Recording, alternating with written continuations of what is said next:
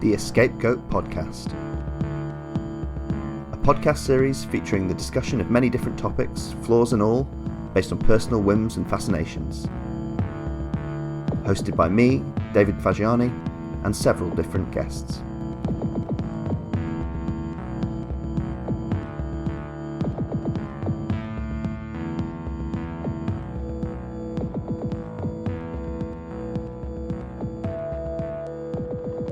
This actually might be the last recording I ever do with this laptop, which I think I mentioned to you before has the worst webcam in Christendom.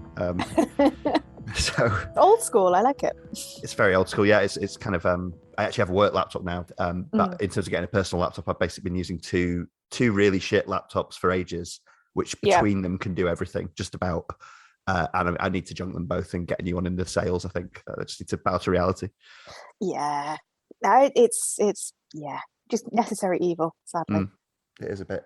So I should have come up with a better episode plan, really, but I think there'll be more than enough to say. There'll be more than enough to say.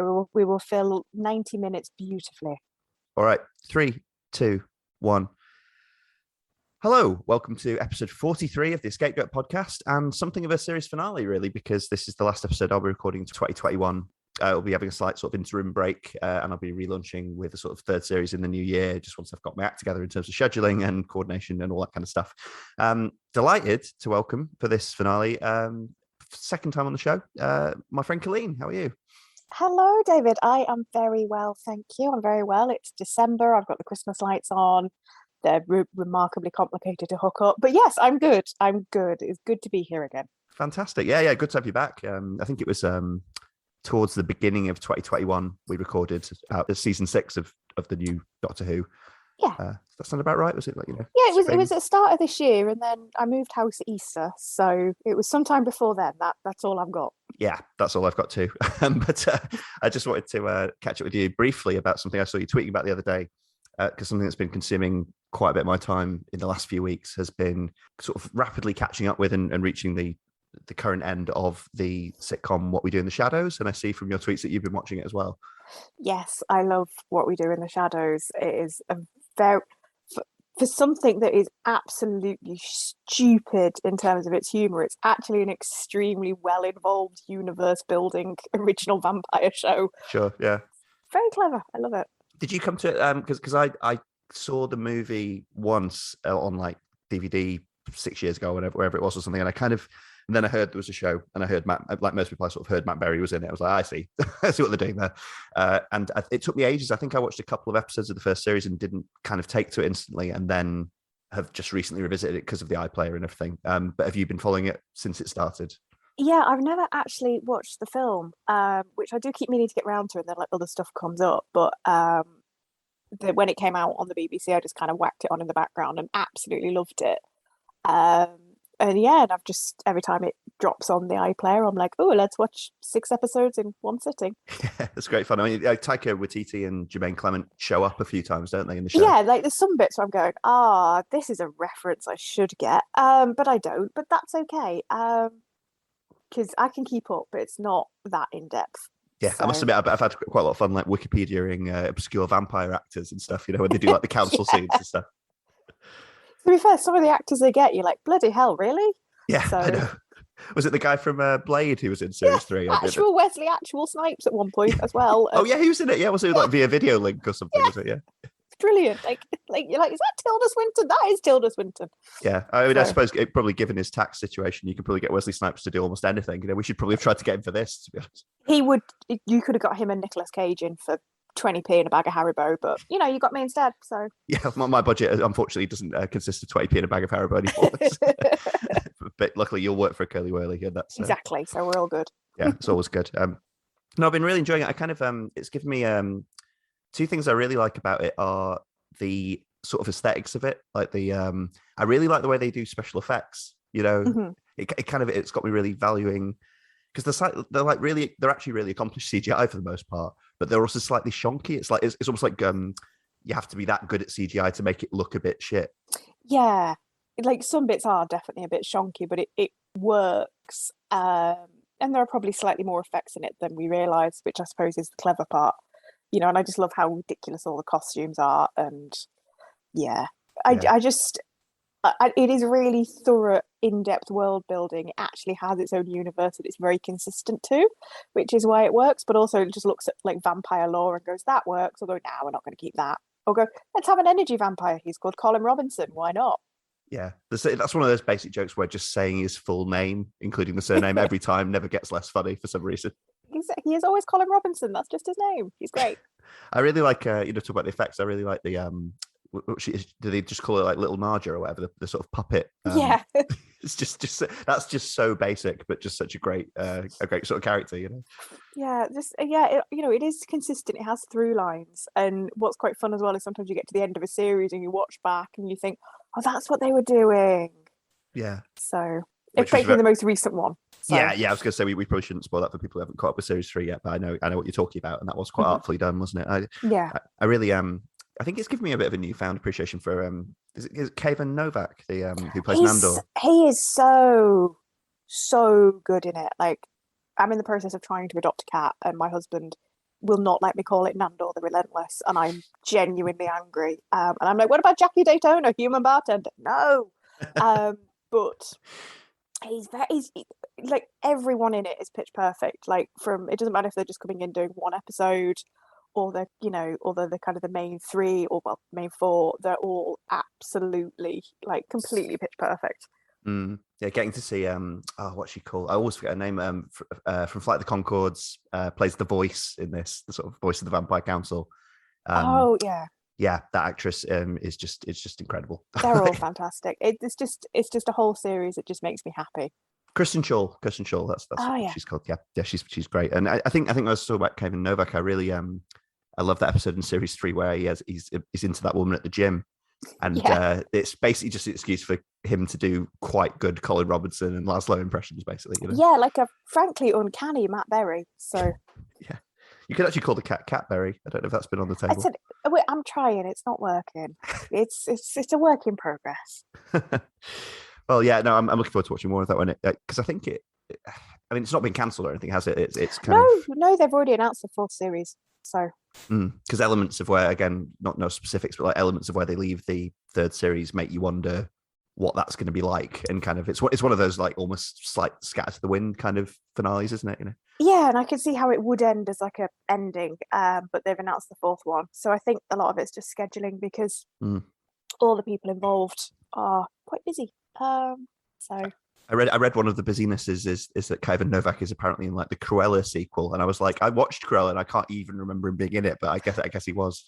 Yeah, he's in that, and Natasha Dimitriou is just popping up everywhere, which is a frank delight. I spoke to a woman in work, and she just sounded exactly like Nadja, and I was like, the whole time I was going, I can't tell her that. I've got to be professional. This is just her accent, Colleen, you terrible person. I hope she never listens to this. She won't.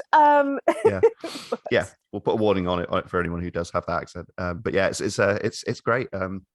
So I really actually want a little footnote. It does land you with some problems, what we do in the shadows there, because I recently watched the Stephen King adaptation, Doctor Sleep, the sort of Shining semi-sequel. Yeah, I love that. Yeah, I really enjoyed it too. But the problem is, you'll probably see where I'm going with this, is the bad guys in it are basically vampires. And they're kind of vampires living in mundane America as well. And the problem with that is, if you've just been mainlining what we do in the shadows, it's just really hard to take them seriously, even to the extent that Stephen King wants you to, I am going to think of that very differently from now onward. Rose the Hat meets Colin Robinson. I love it. Rose the Hat kind of almost could be a what we do in the shadows character, I think. Well, exactly. A name like that, you do sort of expect you crop up. So there you go. Yeah, but that was a hurdle I had to overcome. Anyway, we should get down to the meat of the affairs, because I basically asked you back on to chat more Doctor Who, imaginatively. But I do know you're very good at that. So I sort of queued this up with you a couple of months ago, I think, when we'd heard about the sort of the basic plan for the season of Doctor Who that's just wrapped up as we recorded in December 2021, which is, it's sort of season 13, really, isn't it? But it's been more commonly known as Doctor Who Flux in the marketing, almost like its own kind of mini-series identity. Yeah. Yeah. So when it became clear when that was going to be on and everything, I asked you if you wanted to kind of work through it and record in the immediate aftermath of it and see what we thought of it. And I think it's actually, as it as we record it, aired yesterday, right? Yeah, it's just about 24 hours old.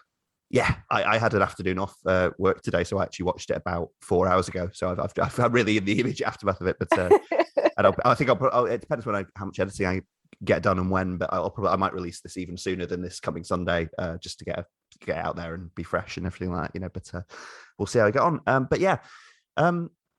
So what I want to do is kind of in this first half of this episode is kind of talk to you a little bit about your reactions to Flux and notable things that you got out of it and kind of how you're feeling about the whole thing. And then maybe in the second half of the show, kind of, I think we'll touch on this in the first half, but, kind of talk about broader things about the Whittaker era, the Chibnall era, whatever you want to call it, and kind of, I guess, almost like a sort of self-important state of the nation where we are with Doctor Who at the end of 2021, The people need to hear. So. They do. They demand it. I will be the many letter that I get. Exactly. Yeah. So I mean, you've obviously watched all 6 Flux episodes. Did you? Where to start? Did that work as a sort of slight experiment in form for you of being a sort of a single story?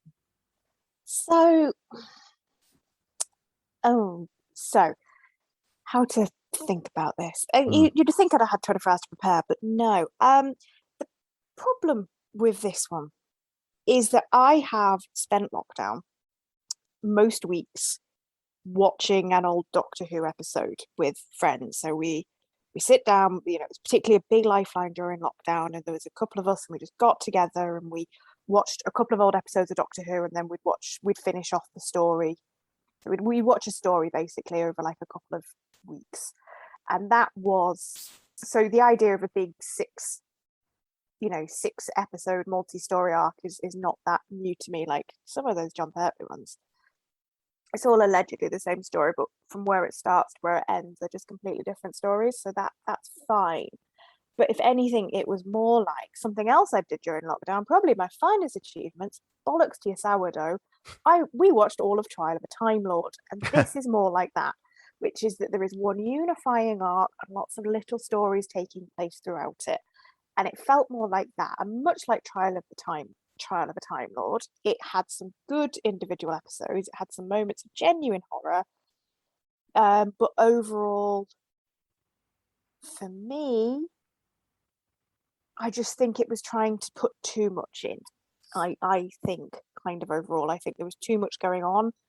And I think they were so desperate to throw red herrings at us that there was there was a lot of plot, but not a lot of story. And I just don't feel that the payoff was, they wrapped everything up, but I'm not entirely confident the payoff was entirely there, which is a shame, because actually, again, much like Trial of the Time Lord, I thought some of the individual episodes are some of the strongest that they've done in the last few years. Yeah, I think I find a lot to agree with in that. It's funny you mentioned. I want to come back to you mentioning the old series and the sort of format of, obviously Trial of the Time Lord is not a typical example of the old series, but No. That there are some things in this I think that are more reminiscent of bits of the old series that I've seen in some of the structural things and the way it works and everything. It's definitely going to be looked back on as an oddity, I think, as a sort of odd footnote. Yeah. In what it did. I think one thing it got me thinking about really was when something's marketed as unique and an experiment, you kind of, I suppose the bloody-minded contrarian in me wants to look at all the ways in which it isn't really. And I was kind of thinking, I was thinking back to just, the first Russell T Davies season, for example. He's an example with, that basically invented how modern Doctor Who works, really, doesn't it? Apart from a few subversions along the way, where you basically have that quite modern TV structure of self-contained semi-anthology shows with a regular cast of characters and a big overarching, the cliche of the big bad, essentially. That's, I mean, in some ways that is kind of just this, but condensed, right? I mean, like, as you say, there was some influx, there were some relatively self-contained episodes, things like the Angels episode, the Sontaran episode along the way, the frankly baffling, it was episode 3.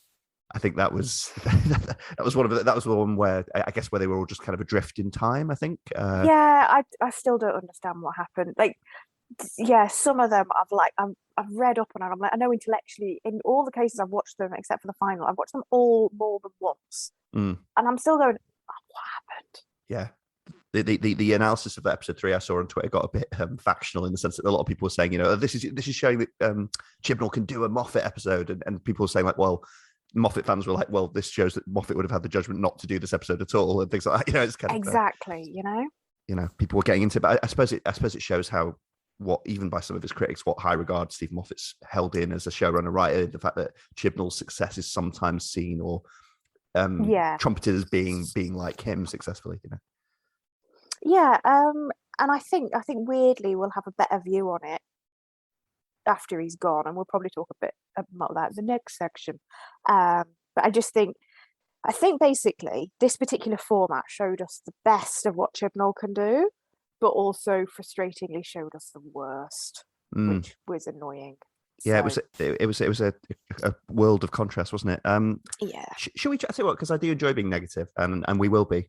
Should we try and be sunny and uplandish for a bit and talk about some of the things we liked about it? Because I've got one big one. I was talking, when we were talking about what we do in the shadows, I mentioned the aesthetics of it and stuff. I was watching the finale today on my laptop with headphones, quite immersively, like in a sort of darkened room, like properly giving it my attention.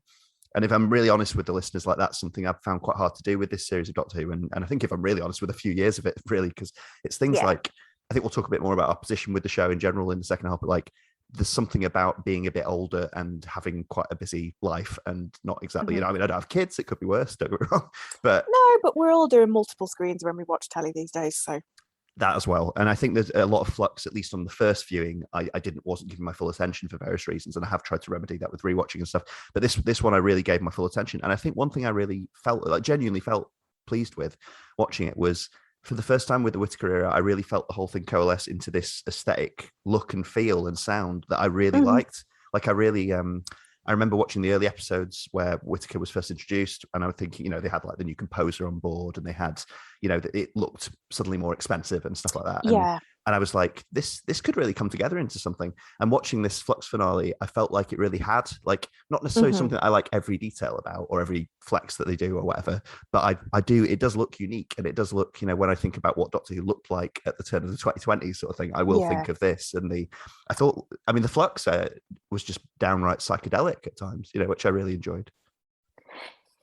No, I mean, the whole thing, there was a couple of effects that were a bit like, but generally speaking, effects-wise, and in fact, just in the look of it, gorgeously done.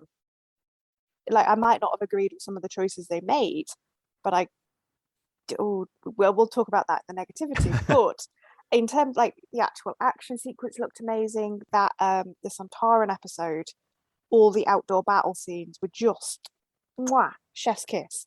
There was a lot that was very, very good about it, and I think beautifully directed. I mean, even things when I talk about psychedelia, like even just things that didn't have to be that gorgeous, but were, like the way that is it like Swarm like dissolves people essentially, which could have just been them crumbling to dust essentially, as it usually is, and it was actually this kind of weird fractal kind of purple kind of mist almost that they became. It was just really interesting, and I thought there was a lot of the kind of a more epic kind of sci-fi scenes as well of sort of universal destruction and stuff looked interestingly trippy in a way that Doctor Who hasn't had much kind of budget or inclination to really go for, I guess. Yeah, and that might be one of the things about, only doing 6 episodes means they've got more money. Like, that's the long and short of it. So it could do, yeah. It's kind of, I think one thing we might touch on in a little bit in the episode is comparing it to something like, specifically actually to Journey's End from the Russell T Davies era, because it's hard not to, really, with the sort of universal collapse threat and everything like that. There's definitely some similarities there, but I just unapologetically loved the look and feel of it this time around. So I really did like. There's no caveats to that. I also liked Caravanista. Yeah. Given that I saw him described as sort of, what was it, the war bungle before the series started, when we saw the publicity photos, I could see why they did not put the publicity photos out too early on. But I thought that was fun. Like, we had cat nuns, so why shouldn't we have, dogs? The Lupari as a whole, I'm a bit like, how does it work that they're each species linked to one human? Is there a spreadsheet somewhere? Just administratively, I was baffled by it.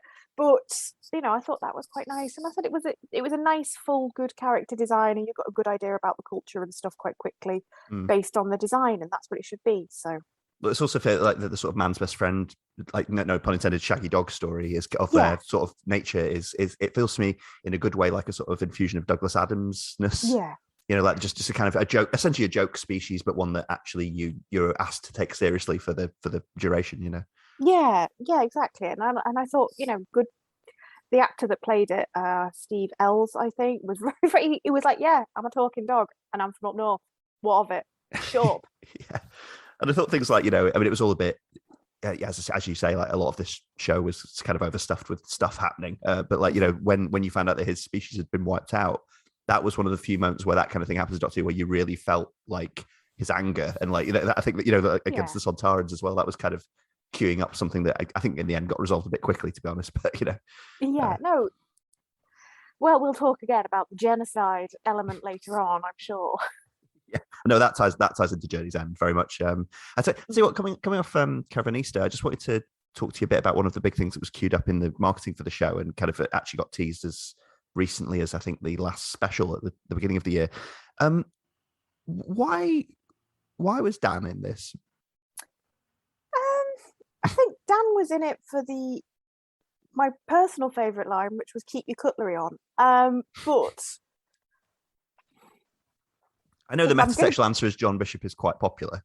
Yeah, well, his first ever acting role, and actually, I thought he was very good in it. I would say that basically because they were separating Yaz from the Doctor, so Yaz had to play that Doctor role. So it needed to be somebody totally new, and it needs to be somebody who is the polar opposite. Like, what is the polar opposite of a young woman of colour who is also in the police? Clearly an old white scouser. So I don't know, was that the logic? I suppose so, and I suppose to an extent he functioned as that, didn't he? So he was kind of Yaz's new companion until at the end he was formalised as the Doctor's new companion. Yeah, but it was Yaz was the one who did everything for him, not any other way. And I think they had to have somebody who was very much the opposite of him, really. I think we'll talk about Yaz more in the second half, really, because I think to talk about her, you kind of need to talk about the sort of maybe the aspirations and the failures of the era as a whole. But I thought that was a really odd decision just within Flux itself to kind of, I mean, a lot of fans were talking, weren't they, about, who, especially the ones who are more sympathetic towards the sort of 13 Yaz relationship or its promises. A lot of people were really annoyed when they saw John Bishop being introduced because they were like, we were just about to have an all-female TARDIS team for like a split second and you just couldn't let us have it, could you? You just couldn't. Yeah, well, that's all it is. You cannot have a TARDIS entirely filled with bras. As we know, enough young boys have turned to crime. We would we'd be overrun if there were no blokes in the TARDIS. That is an absolute scientific fact. If anyone's listening to this in a few years' time, just Google stupidest things Tory MPs said in the 2020s and you'll probably find it in the top 10. Which is impressive as a statement. But no, I'm willing to. That's why it is because Chibnall just could not have the uprising on his hands. It was so strange though to at least have the promise of more time intensely spent between the Doctor and Yaz, and then have a big part of Flux be that, I mean, make a point of, they didn't ignore this, but they made a big point of Flux mostly having them be separate. Yeah. Which is kind of odd. Like it's almost like it was almost like the solution to a problem that wasn't the problem. Like the problem was they weren't spending enough time together and talking enough. And then you almost make, I suppose you could say like, because I mean, thorough spoilers for Flux here, by the way. If anyone is listening to this, I should have mentioned that earlier. It'll be in the show notes. But, at the end, they have that bit between the Doctor and Yaz where, again, somewhat metatextually, the Doctor kind of talks about how she actually needs to open up to Yaz and be honest with her. About what? I'm not entirely sure, because I think the ending then kind of goes, what are we actually meant to feel about this? And also she says to Yaz, we should talk properly, and then doesn't, basically. Standard. And that was actually that was almost like painfully metatextual as well, wasn't it? Because she's actually they're stopped from having a proper conversation by John Bishop interrupting. Yeah, I mean that was just John Bishop basically, cock blocking them, for lack of a better term. It did come across that way. It's very much read like that. But there you go. They'll never have. Yeah. There's no way that Yaz will hook up with a Doctor in the series. Much as I might want it to happen, it's never going to happen. It would have been amazing. Not you wouldn't have to show anything, but it would have been amazing if Yaz had walked off to her bedroom and just gone back like, "You coming in a bit?" The Doctor was just like, "Yeah, I'll be in a bit." Well, exactly. I mean, come on. I mean, we've seen them sharing a bed already in this episode, but anyway, Oh, that was at the beginning of Flux, wasn't it? Where they had to fall onto a bed side by side together. I was just like, come on, guys, come Yeah, like on. come on. There's Yeah. queer baiting and there's queer baiting. I'll talk more in the second half about this because I was rewatching some of the last Capaldi season recently, with Bill in, and I think I talked to you briefly about this in our last episode, but if you do Bill and then you follow it up with whatever the As plot is meant to be, I think you're just you're not showing yourself in the most favorable light as No, not the most. We're progressive, except for when we're not. Anyway. Yeah, but I think I do want to focus more on the positives because I liked the breadth that Flux had. I liked the different settings that they went through. I like the way they managed to combine, I suppose you might say, the traditional settings of Doctor Who, which is the sort of present day stuff, the future historic, trippy time and space, ambitious future stuff, and obviously a bit of historical stuff thrown in there here and there. Yeah. Including some more sort of notable female historical figures, which are. I mean, that's definitely been, now that we're nearly at the end of the Whittaker era, you can definitely say that's one of the characteristics of this era, that they've tried to do that fairly consistently. Yeah. And I said, I keep saying there was a lot I enjoyed about it. So I said, when they actually remembered that it is quite nice to have a story, it all really flowed together quite nicely. As I said, I really enjoyed War of the Santarans. I thought that was a corking little episode. Like that would have been a corking little episode at any time, really, in Doctor Who. And the Village of the Angels. The last 2 minutes made me so angry. I very nearly threw something at the telly, but the rest of it I enjoyed so much. I sort of don't care as we get further away from it in time, which is interesting. I want to talk to you about both of those things actually, because I think there's a lot positive to say about this as well. Firstly, what did you think about the use of the Sontarans in this? I'm thinking particularly in contrast to the way they've been used in the new series thus far. I do love a Sontaran. And so in a very real way, they are comic relief, but that's the point, is that people who are that into war are quite often that stupid and unfortunately still sometimes that efficient. They've always been stupid. And I think it's important to acknowledge that, because we never quite acknowledge that with the Cybermen and the Daleks, who are quite often ridiculous. Oh, it's a big bad threat. It's like, well, yeah, so are Sontarans. They're just a bit stupider because they could talk a bit more. So I thought that was great. I really enjoyed the Sontarans. I just genuinely thought that was really good fun. And my second favorite line in this, also, I wanted to ride a horse. Yeah, that was good. That's just beautifully delivered. So and I thought there's a lot of like, oh, they're so stupid because you could be hit on the back of the head with a pan. It's like, yeah, much as I liked seeing Jackie Corkill off Brookside hitting somebody with a walk, and I did. That's a niche reference. I don't know how many of your listeners are going to get that one, but that's just what Sontarans have always been, and that's fine. Yeah, I mean, they are meant to be a parody of militarism, aren't they? In the way that in a similar way to the way the Klingons are in Star Trek and things like that, and they are meant to be slightly ridiculous, as the Klingons mostly were in Star Trek. And I like the redesign of them, which I know enough about the old series to know is kind of a little bit more kind of in tribute to their original appearance, where they look a bit grubbier and they're a bit taller in general, and they looked a lot more like they used to, and that's fine. And there was a lot of I loved the fact there was a reference to how much Sontarans hate mutants.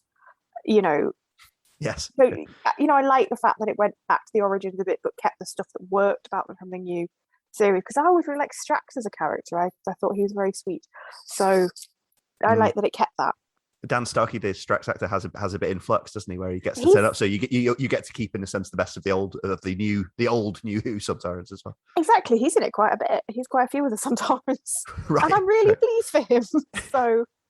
I mean, I've always had a lot more fondness for the Davis era Sontaran two-parter than a lot of people, but mostly because it's Mike from the Young Ones playing the lead Sontaran, which I just could not resist.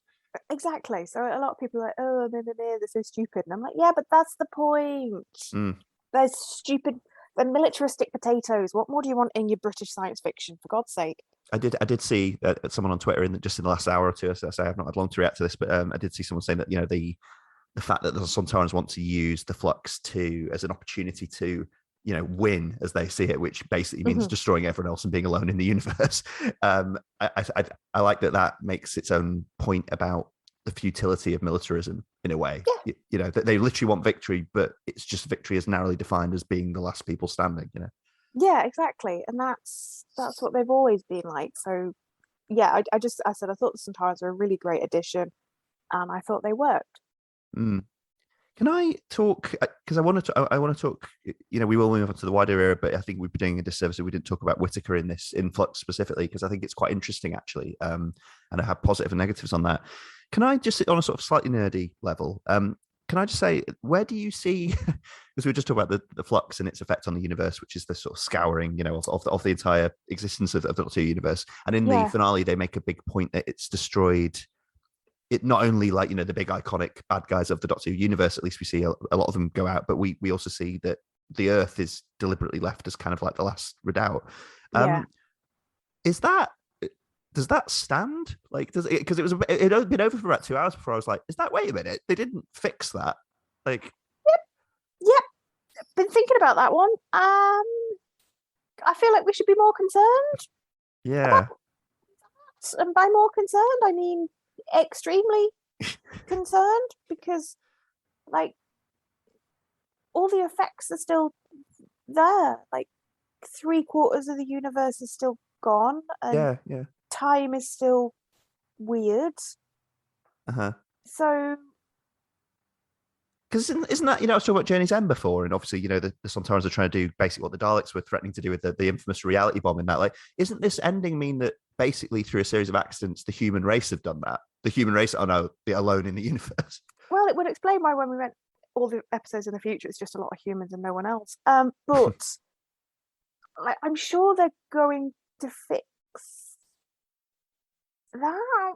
Wasn't it just a bit odd that they didn't fix it, or indeed mention it afterwards? Yeah, I mean, like Chibnall's killed off all of Gallifrey, then most of the universe.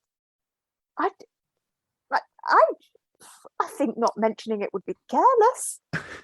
I mean, it's a weird flex. I mean, you know, as things stand, we've got 3 Whittaker specials coming out. One quite early in 2022. I didn't quite realize we were getting the New Year special this year. Yeah.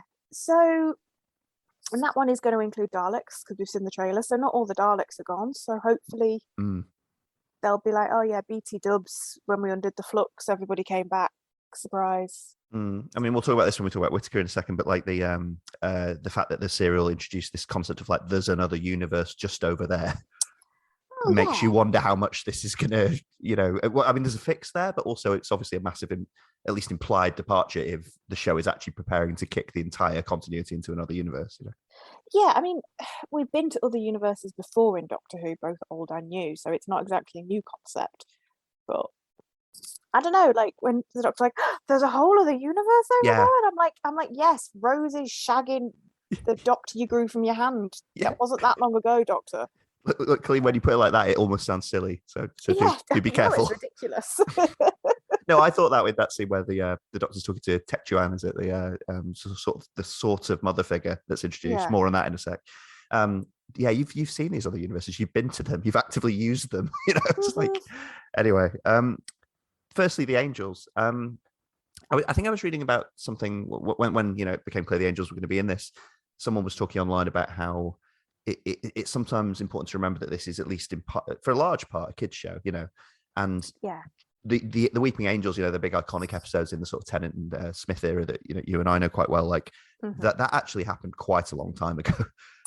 You know. Yeah, I mean, so put this into context. You and I were at university when Blink aired. Eesh. Not even at the end of, well, no, we were both in uni then still. Yeah, mid uni, basically. Yeah, we were still in the depths of uni. We weren't even like graduates, and that is conceptually quite terrifying because we're now very far into our 30s, and so that's how long ago it was. And I got bored of the Angels a long time ago.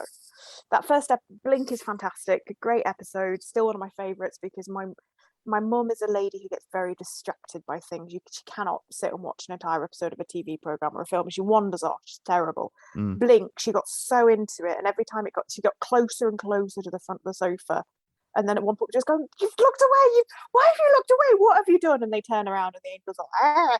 And my mum literally just came, "Shit!" Leapt back at the sofa, cracked her head on the wall.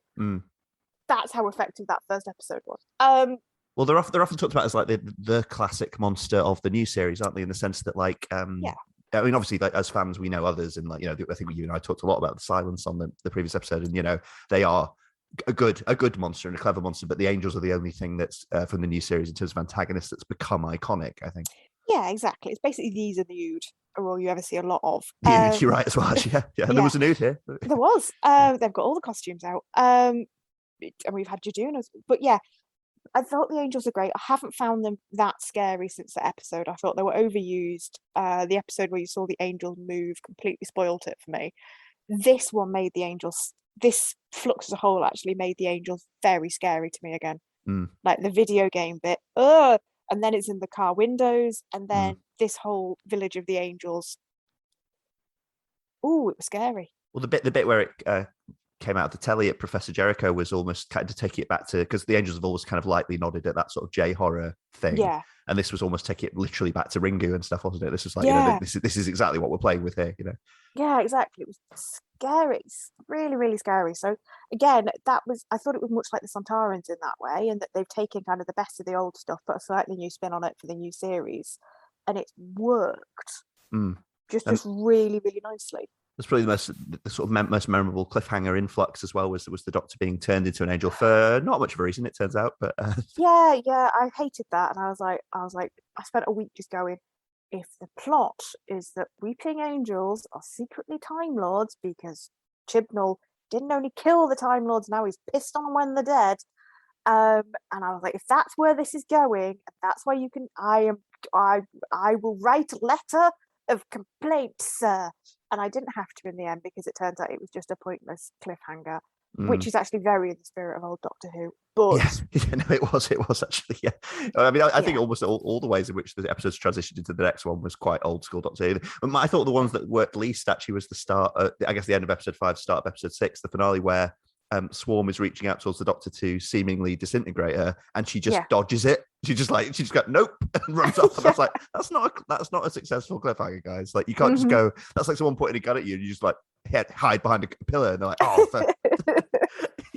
yeah, not brilliant. Right. So what? Right. Okay.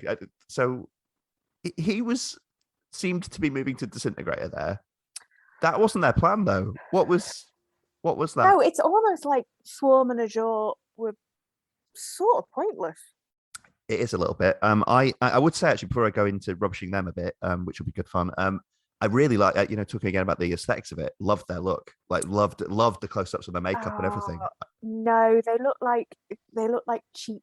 Now I've stolen this from a friend of mine, but they looked like cheap Christmas decorations off Instagram. They were very chintzy, weren't they? Like they were very... so like every time you look, I was like, oh gosh! Like the first one, I was like, that's an awful lot of glittery eye makeup. I'm like, no, now there's more glittery eye makeup, and we never got any answer about why Swarm was played by 2 different people. Like, did he regenerate? We don't know. We don't know who they are. That was weird. Yeah. I mean, I the way makeup worked for me, and that was one of the things I liked poring over on this watch today of the finale when the Doctor has that long scene with Azure, which I thought was one of the bits in Flux that gestured at being a bit more interesting. Where they're sort of talking a little bit about they don't really get into it because how could you, basically, but like they get into kind of the virtues of existence via non-existence versus non-existence, and I was like, that's an interesting kind of quite heavy flex for Doctor to get into, but yeah, they were. I mean, they didn't have a lot that was cogent to do, and there was so much else going on. And this is another thing where it felt a bit overstuffed. Was like, the Grand Serpent, right? Who was intriguing, like it both intriguingly played, intriguingly used for the most part. I thought. I actually one bit. It's funny because I'm not primarily a fan of the classic series, but one bit I really enjoyed it, and it was him going back to like 1960s Unit. And talking to, is it the guy from Toast of London? Turns out to be like the guy who set up Unit, and I was like, that's great. But he was like, so I mean, firstly, I saw the phrase masturbating on Twitter, which is great. But he was obviously, I mean, even for someone like me who's seen the TV movie from the 90s twice, I think. I know that associating the master with snakes and stuff is a thing. It is a thing. See, I never thought he was going to be the master, and I was correct, because there's absolutely no way whatsoever the master could successfully run any kind of empire or successfully run any kind of secret. Like absolutely less than 0% chance. If you have ever seen a Master episode, he is not a cunning tick. He just couldn't keep it together for that long. They live for the drama. So yes, I was like, this isn't Master, this is fine. And I actually quite liked. I thought, oh, okay, this is quite interesting, and it's like beautifully played. And I thought the whole bit through unit and stuff was great. But again, it was one of those I was like, oh, this is a really interesting setup for a villain. But we're going to get absolutely no answers about why they're here, and their screen time is necessarily going to have to be diluted. Yeah. Well, it felt like, if Flux had been like a traditional 13-part series, or even just like a 10-part series or something, it felt like there would have been a strong 2-parter somewhere in the middle that had him as the villain. But there wasn't space for that here, really. Yeah, I feel like you could have had either of them as the villain throughout. But there was a nice little half-developed thing as Trekkies. Obviously, you'll know where I'm coming from. But there was a nice little thing in the finale where you get this sort of golden cat thing where he's convinced that his people loved him. Yeah, he's like, I'm a beloved ruler. That was a scene I really enjoyed, because one of my criticisms of the Whittaker era is the Doctor doesn't seem to know what she's doing. She's very reactive, and I loved it where she's being tortured, but actually she's very much flipping it back at him and knows what he is, and is actually using the interrogation to go back at him. And I was like, yes, that's the Doctor. Yeah, that was good. That was a highlight. I think, that's the perfect time to talk about Whittaker in Flux, actually, because I think the way I'd sort of sum up how I feel about this is this gave her. I don't want to get into that ugly thing where you blame individual actors for the whole show, succeeding or not, because I don't think that's how most telly works, apart from anything else. But I felt like this Flux specifically gave her a lot of chances to shine as an actor, and I think she did in some of them, and I think in other ways it pointed out how the roads already taken have denied those for her. Is that a clear enough way to put it? Yeah, and I think it's the way she's written, because I think she's very convincing as the Doctor. I think she's a great Doctor. I think Jodie Whittaker's a wonderful actor, but I think some of the best stuff she's done as the Doctor has not been in the episodes, like those videos in early lockdown where she's just in a cupboard essentially talking to small children. I watched those when I felt sad, and it made me feel better. That I was like, yeah, that's the Doctor. That's cool. That's what I expect to see from the Doctor. Not That's interesting, isn't it? Because you're inevitably going to get into sort of gendered considerations here, and sort of gendered language if you're not careful about it, or dismissive gendered language.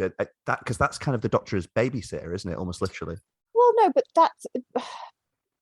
There's a story that Sylvester McCoy talks about a lot at conventions, and it's very sweet. Is the thing about the Doctor is he was at a convention doing a signing. If anyone listeners have been to a convention, quite often, you've got the actors behind a desk, and there's long queues of people, and then kind of other people wandering around the hall. I love conventions, and this Dalek sort of roll past, because there's always a few people who build Daleks and stuff or collect them, and they roll past, and they're very, very cleverly done. And this small child just was like, "Oh no, Mummy, I'm really afraid." So Sylvester McCoy, who at this point, apparently hadn't played the Doctor for a good, this is early noughties, so I hadn't played the Doctor for a long time. Just literally just jumps out from behind the desk with his pen and goes, "It's okay, I'm the Doctor, you're safe." Uses his pen as a sort of sonic screwdriver and chases off the Dalek.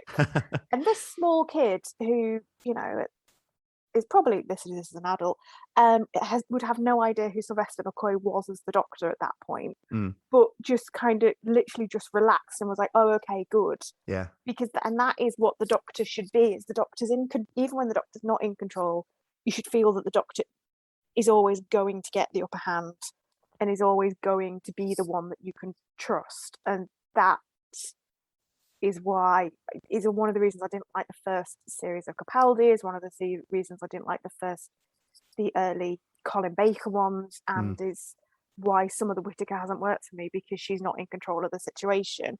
Whereas the ones where she's doing all the manic stuff, but also in lockdown videos going, "No, it's all right, look, sometimes you are going to be scared, but you need to do this. And if we all concentrate together, we can do this." I'm like, yeah, that's the Doctor who's in charge. And that's a very long-winded way of saying that.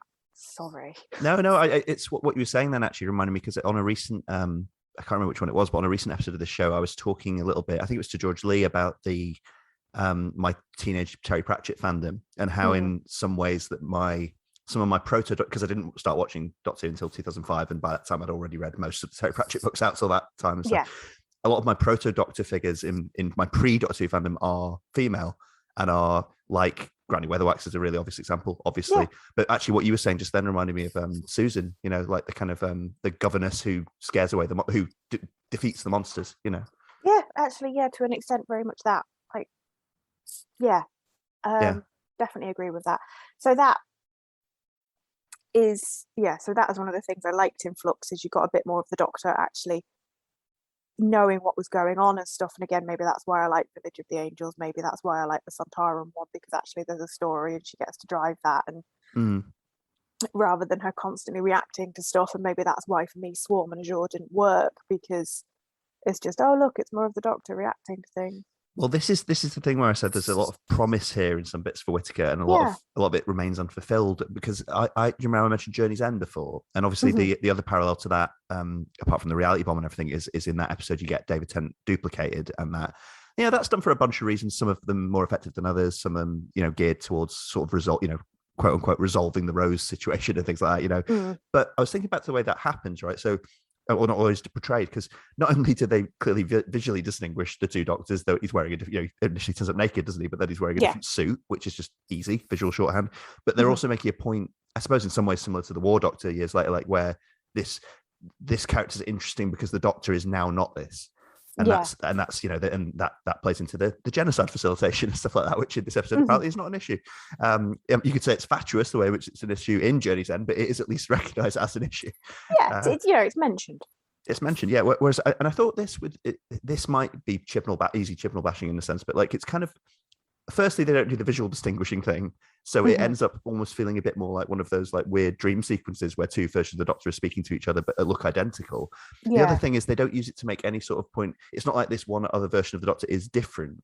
It seemed like people were saying it seemed like a really bizarre decision to structure Flux so that you're splitting up all these different parties, as as many Doctor Who episodes do. You have like an A team and a B team and a C team, and they all work together. Journey's End does that. It has people coming across, coalescing from not just the show but other spin-off shows to defeat the menace. But you do that, and then in the finale you have this theatrical device to have the Doctor part of all those parties. It's like you just didn't have to split them up in the first place. Like it's kind of. If you were doing that, it's again, it's like making yourself solutions to things that weren't a problem unless you wrote them that way, Yeah, but why would Chibnall do it the easy way? That would be madness. Well, I don't know if you feel this, but I thought that at the I mean the end was pretty nonsensical even for a Doctor Who serial, I think, which is saying that as a fan, but when she Swarm and Azure confront the God of Time or something ? And it then when they're disintegrated, and then it appears as her, as a mirror to her, and Whittaker is in a darker coat apart from everything else, but she also you suddenly see Whittaker playing a different version, a different character essentially, and I was like, this is cool. Like I haven't seen any of this yet, But she's a good actress. I mean, there's no ifs or buts on that one. She's very, very good. And again, just hasn't been given enough to work with. I think one thing I can't quite get around is because people keep asserting that she's a good actress, and honestly, I've not got enough knowledge of her work outside Doctor Who to really be able to pronounce on that. But I believe people when they say that. I think it's not so much that Doctor Who is not the sort of show where you can basically play one character and get that sort of breadth. I think you should be able to get that sort of breadth out of it. I think her version of the Doctor, I do, if I'm really honest with that, I do find it a bit irritating. It's very manic. It's an irritating performance, and I think because she was triplicated in this one, it was even more so. It was kind of like it was unignorable for me that, and there's no such thing as an objective opinion on this. My subjective opinion is I find her quite irritating as a Doctor, and it's I think in a sense I've been trying to dance around that for a couple of years now in order to give her a proper shot and kind of not be dismissive of her, which obviously for obvious reasons to do with her gender has been benefit of the doubt has been a bit more important, I think, than the previous Doctors, and I think for me, what she's doing as the Doctor doesn't really work very well. And I think if I'm really honest, it works less than it has done for any of the new Doctors for me. She's probably my least favorite of the new Who Doctors, and that's kind of sad. I think I said this to you on the previous podcast. I didn't want to go in feeling that, I didn't want to come away from this era feeling that. Yeah, I suppose that, sometimes you can overcompensate, be like, oh, but I don't want to dislike the woman one. But there will always be Doctor Who people don't like. I don't know, I feel quite strongly about this. You're not going to love all of Doctor Who. Like, I held on through the Clara years with frankly gritted teeth. Yeah, I remember you saying that. Yeah, I said it before and I've said it again. It turned me off Matt Smith just as the Doctor. It really put me off Capaldi in that first series. I was like, ugh, bored. And it meant I didn't like Capaldi. So I think, there's always going to be the Doctor you're not as big a fan of, and that's okay. And that in itself is going to create... I always feel like I'm going to get in trouble for saying that, but that's just how it is. It's Doctor Who. If you don't like it, there will be a new one along soon. Well, and that in itself creates a contrast, doesn't it? Like if you were down, for good reasons, if you were down a bit on the Capaldi era, and then something new comes along, you'll innately be more receptive to that than me because I like the Capaldi era, and so for me, it's an interruption of service almost. I like the latter Capaldi years, and the Bill series of Doctor Who, I think, was one of the best things that had done in a long time. So. Okay, well, we might be a bit more convergent than I thought. Yeah. Well, that's a good place to take a break, I think, and then when we come back, we'll talk a little bit more about the. We've hinted at some directions of assessment already, but let's talk a little bit more about the Whittaker era, its highs and lows, and maybe what we think about the coming future.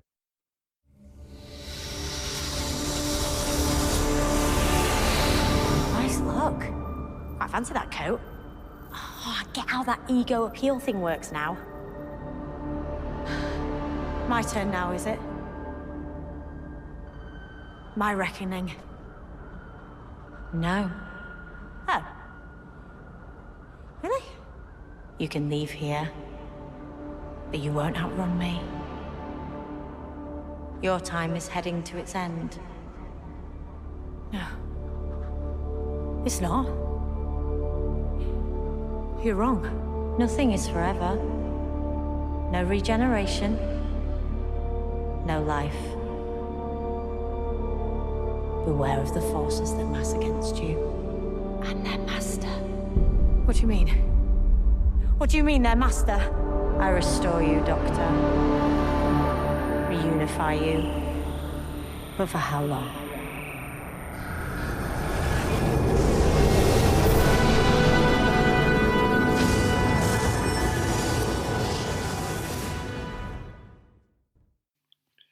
Hello, my name is Andrew Blair. I am a writer at Den of Geek, among other websites. I write a lot about Doctor Who.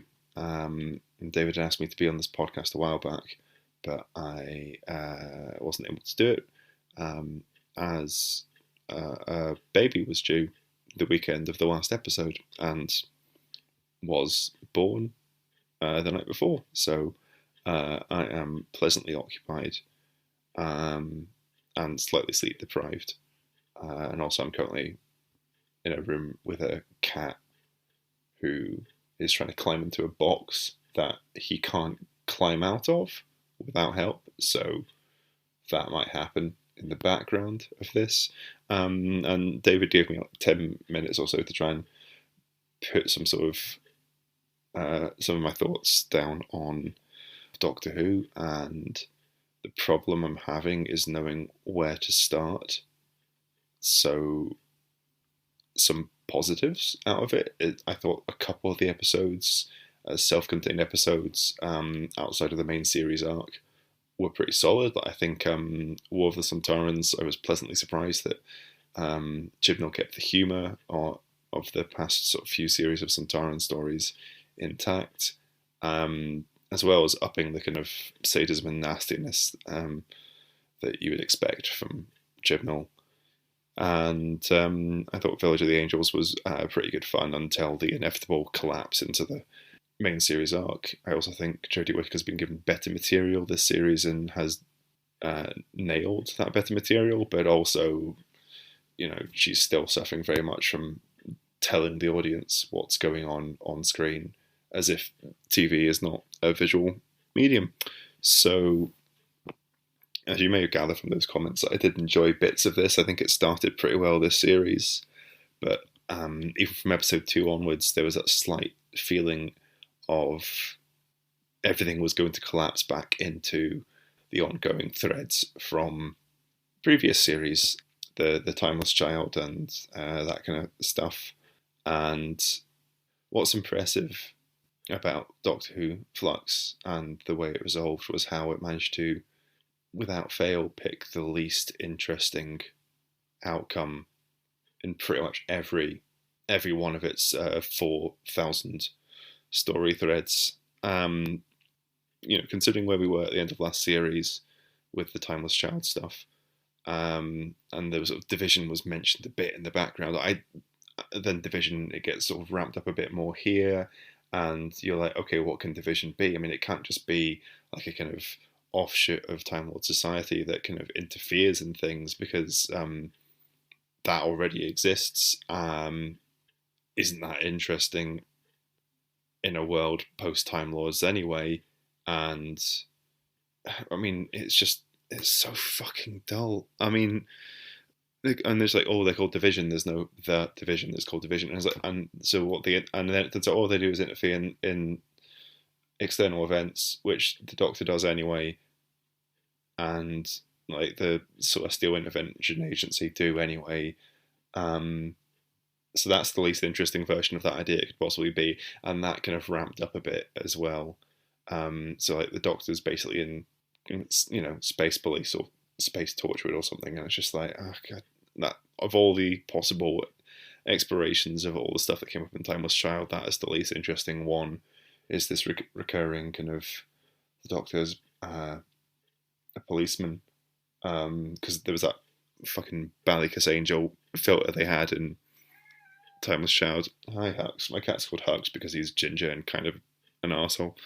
Which in hindsight was a mistake, but it does really match his personality. So if you can hear him in the background, he's an incredibly handsome boy, but very needy, and he wants to climb into his box that he can't get out of again, which I suppose in many ways is a metaphor for my ongoing fandom of Doctor Who. Yeah, so what else happened?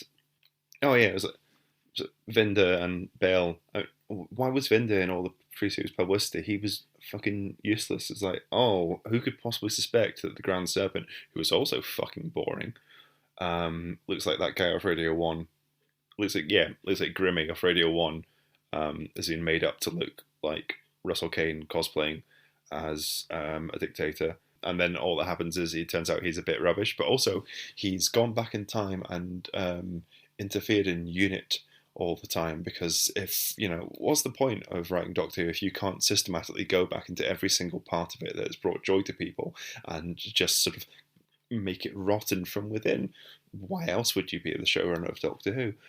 Yeah, well, imagine going to work for someone called the Grand Serpent and being surprised when it turns out he's a dickhead. Well done, Vinder. Well done for, waiting until after the people had been murdered to do something, which is, in this case, putting a note on the database saying, I'm not very happy about this, actually. So, classic character stuff there.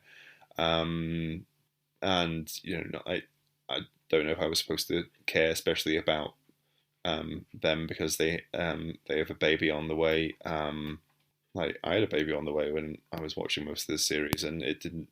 And at the moment, you could probably just show me a picture of a baby duck next to its mum, and I would burst into tears, and I felt nothing for any of that.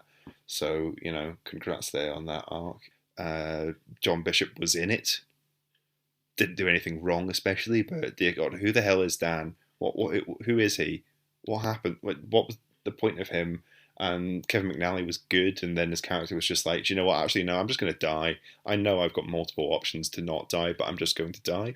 So there's that. And then the bad guys, who the fuck were they? And Time is alive and lives on a planet called Time, which is a bit on the nose. And those, the Ravagers, the fuck they were, and they just turned up and did things, and again, the kind of, to bring this back to the kind of whole inevitability of everything crashing down into Chibnall's pet concerns of making Doctor Who into some sort of plodding centrist police procedural, is that Doctor Who is fundamentally, there's a kind of recurring thing in Doctor Who where the Doctor arrives somewhere where there are some circles of violence happening.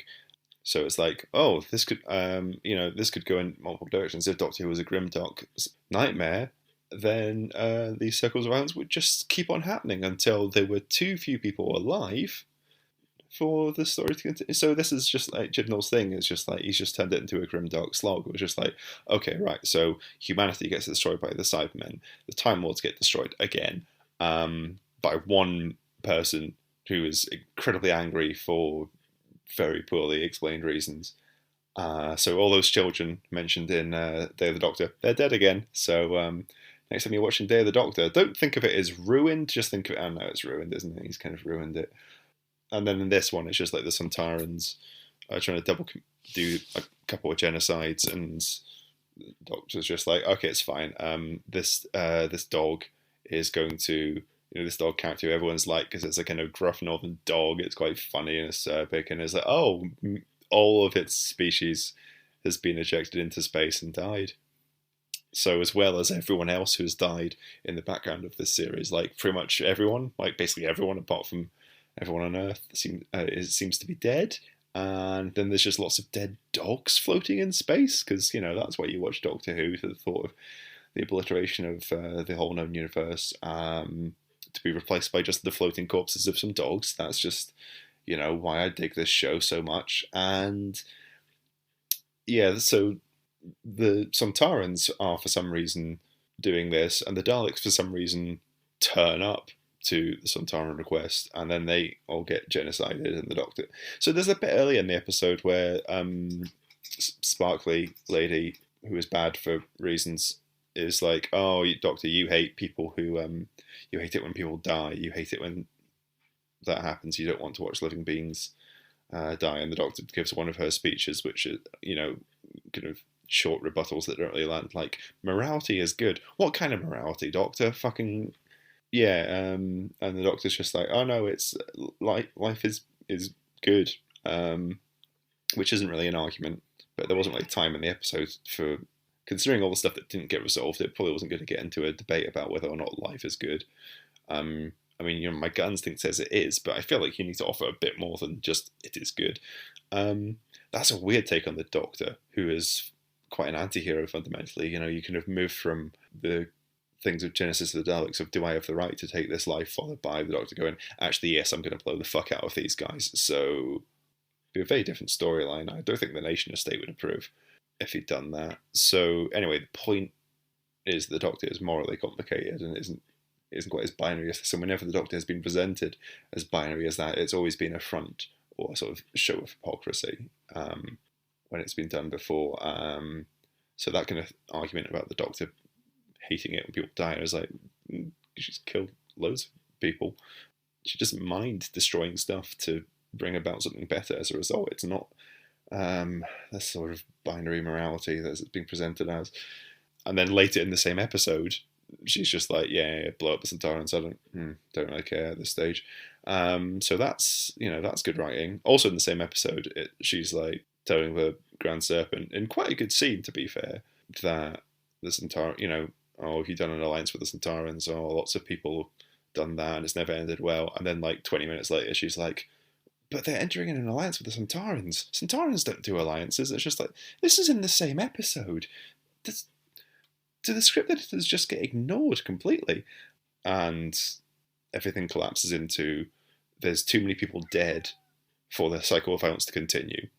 Again, like the human race ends in the end of the last series with the Cybermen, because Chibnall's Cybermen obviously are like fucking, oh yes, we're going to kill everything, because that's what the Cybermen do, apparently, if you're, a fucking idiot. And then the Time Wars blow up again, and not Trump gets away scot-free, and Daniel Barton gets away scot-free, and lots of people don't really face any consequences for their actions, because this Doctor is more of a observer than someone who actually does anything, and it's incredibly passive, and it's incredibly unfortunate that the first woman to play Doctor Who has been lumbered with this characterisation, and it seems to be largely fine with it.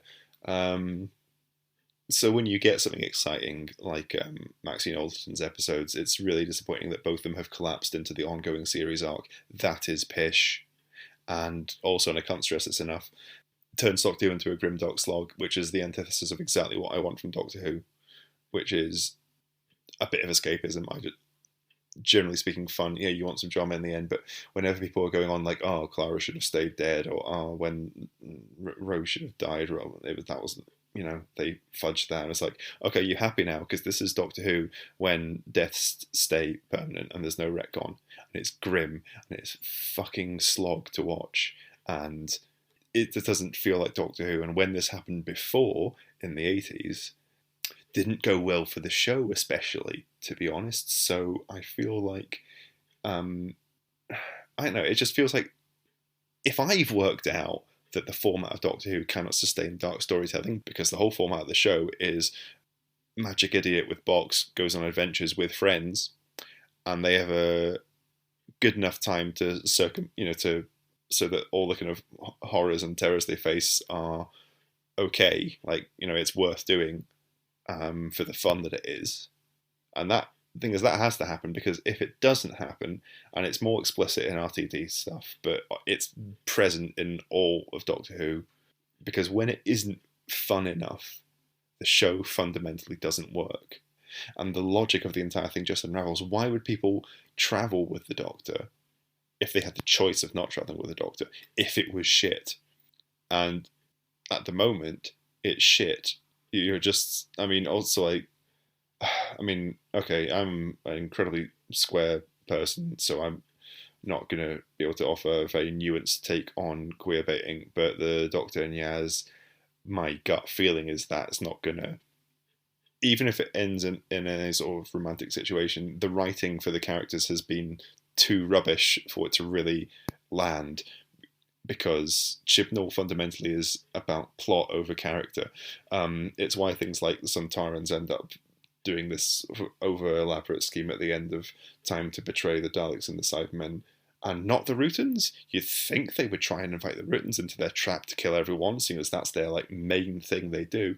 And sort of in some episodes, Yaz is ultra capable, and some she's just sidelined and passive and can't do anything. And John Bishop is there, and the Master has to destroy Gallifrey in the previous series because Chibnall needs someone to destroy Gallifrey. It is not based on what the character would do, it is based on what the plot needs them to do, and the characters do not influence that. So the overall effect is like someone getting about 18 jigsaw puzzles at a car boot sale, and then just sort of trying to make one giant jigsaw puzzle out of all of them by just mashing them together where they don't fit.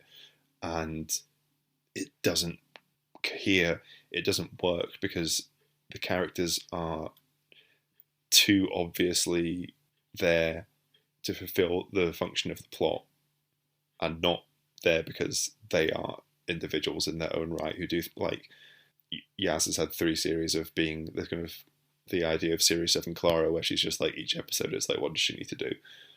That concept. Yaz is absolutely that. Like I said, Dan, who the fuck is he? I don't know. He's just John Bishop in Doctor Who, and John Bishop's quite likeable, so that works to an extent, but yeah, so my overall take is that no matter what Chris Chibnall does with Doctor Who, his vision for the show is fundamentally flawed, in that it just does not make sense with Doctor Who's format. It's too depressing. It's just read the fucking room, Chris. Have you looked at the news? Could we have a bit of a fucking escapism? David, is it okay if I swear in this, by the way? Because if it's not, then you're going to have a lot of editing to do.